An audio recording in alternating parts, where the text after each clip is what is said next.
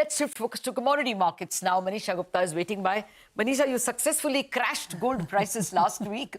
What are you going to do this week? Oh, well, that. I'm looking at copper right now, Lata, because in textbook, conversation numbers, we are now in a bearish territory for this one. And if it doesn't see a rebound from there, then we are looking at further declines onto this. So the copper prices have declined by 20 to 21% from its all-time highs that we saw in the month of May. For the month of July alone, the copper prices have declined by 7%, and we are currently trading at a 4-month lows in sense of prices there. I want to show you on what we've done in sense of numbers. So on LME, the all-time high was 11,100. We've seen 8,900 on the lower side. As of now, inching close to that 9,000 mark in the Asian space there. On CME, that is New York, we saw the prices hit an all-time high intraday at $5.19 a pound. It's trading at 4 right now. So it has been a considerable decline onto this one. When you look at the inventories, well, they have doubled up in last couple of years on LME, and that's exactly what we've seen happen in Shanghai as well.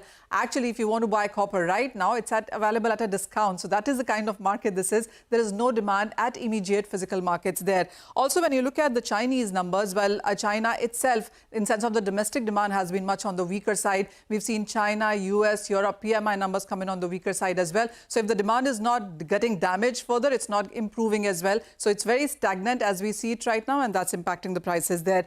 Also, the record Chinese refined copper exports for the month of June have weighed in various international exchanges there. If you look at the overall markets, the street still believes that in the next 6 to 12 months, we still could be looking at higher prices going forward. Well, that's what funds also have done. So when you look at bearish prices, the net long positions on LME have seen a 60% decline. So there's winding up of positions as well that has seen decline come in for the prices. Going forward, the picture still looks quite on the bullish side, because when you look at the conventional sector, there's a 0.5% demand, 0.5% increase in demand growth that is anticipated. But it clearly is about renewables, grids, EVs, charging stations. That is where the major copper demand will come in the years to come. And that is a number that has been put out by the International Copper Study Group. They are anticipating that for the next 6 to 12 months, you could be looking at stronger copper prices. Citi, Bank of America, everybody believes that copper prices could be hitting all-time highs in 2025 as well. So strong demand estimates coming in for the long-term period there. For this week, though, you have important data as well coming in.